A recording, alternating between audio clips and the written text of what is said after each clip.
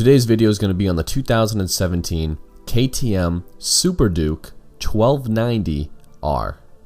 If you never heard of the 1290R, then you've been living under a rock. Back in 2013, KTM released the beast known to us as the Super Duke 1290R. So what makes this bike so special? Well, there's many reasons, but the main one is torque. We'll get into the numbers later, but this bike is by far one of the most torqueiest bikes you can buy on the market. And for that, and among many other reasons, it has been crowned the king of the naked bikes. So let's talk about the 2017. Let's compare it to the older generation. I'm going to break this video up into 4 sections. First, we're going to look at the looks and features, then we're going to talk about the engine and weight specifications and changes, then move on to the brakes and suspension, and then finally we'll talk about the technology and optional equipment. And then after that, I will give my opinions on the bike. So let's jump right into the looks here. KTM has changed the headlight into a more modern LED headlight and has daytime running lights that were updated. The whole front end looks crazy, like something out of an alien movie. They also changed up the bodywork to make it look even sharper than before by adding tank spoilers and a new air intakes. The handlebars are also slightly wider and have been moved further forward to give this bike better handling for sport riding. You can also have this bike in any color you want as long as it's black. So now we discuss everybody's favorite topic, power, which the old KTM was not lacking at all. However, the new 1290R has increased the horsepower out of its 1301cc V-twin engine from 170 brake horsepower up to 177 brake horsepower. Torque has been also improved to 103 foot-pound, which last year it only had 99 foot-pound. Not only is this engine stronger, but it's also smoother as well, thanks to some tweaks that KTM had made to the resonator and other small adjustments. All of this is possible thanks to the following changes. 10mm shorter intake flanges, which is responsible for widening the power band by 500 RPMs. The new titanium inlet valves, which have increased the compression ratio to 13:6 to 1. They also weigh just 19 grams less than the older steel valves. Updated resonator chambers to the cylinder head, which will help polish the torque in the lower to mid-range RPMs. The new powertrain runs smoother altogether, which will result in less fuel consumption and better emissions, which I know we all care so much about. The exhaust system is all new and is made entirely from stainless steel and is Euro 4 compliant. Don't worry, you can still rip it off and add your Acura exhaust later.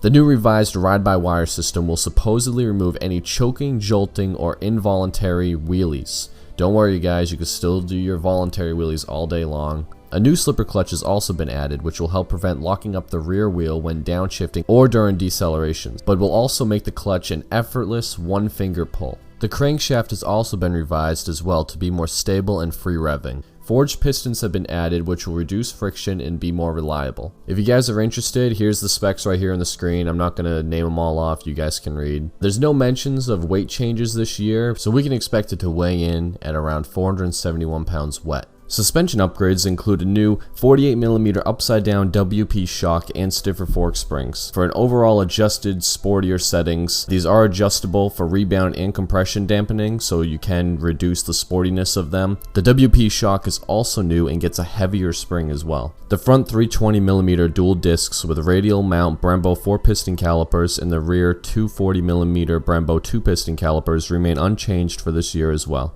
But that's okay because these brakes are more than adequate to stop this bike. So now let's talk about the technology. KTM has updated its Bosch-powered motorcycle stability control system, which now offers multi-stage and lean angle sensitive ABS and traction control, as well as a supermoto mode, which allows you to disable ABS in the rear altogether so you could slide that rear end out. The new 1290 will also feature a brand new full-color TFT unit that provides tons of information. From this one picture I have here, you can see there's the speedometer, the gear indicator, an RPM gauge, and it looks like a coolant meter and a gas meter as well. Other than that, it seems pretty plain Jane to me. Cruise control has also been added along with the new keyless system. KTM has also announced an optional performance package. This will include a quick shifter, motion slip regulation, KTM My Ride, which allows you to connect your phone to your 1290, and lastly it adds Track Pack, which includes a track mode rider setting, which allows you to kill the wheelie control, traction control, slip adjust, and launch control. So here's my thoughts and feelings of the new KTM 1290R. Looks wise, this KTM is brilliant. I've always enjoyed the looks of the Super Duke, but having the updated to the tank and the spoilers and the new LED headlight, it just makes an already great design look even better.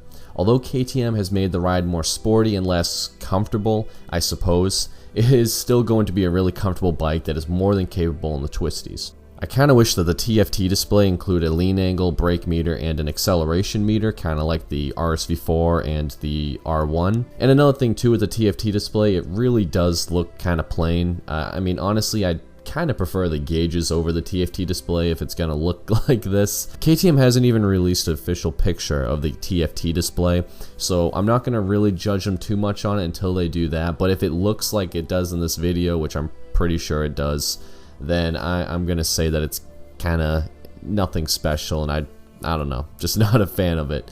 So in conclusion, this bike is going to be a torquey wheelie machine just like its older model, and I will foresee this bike winning the Super Naked Bike Shootout like it has many times before. If you enjoyed this video, then please leave a like and subscribe. If you want to see more videos similar to this one, I make a new video every single week. Anyway guys, thank you so much for watching. I hope you all have a wonderful day. Take care, and bye-bye. Let me live my life, the one I'd better lead. All the plans of fantasies, and we looked at them 11 ways. You said, look at me, I looked away, and you wrote the song.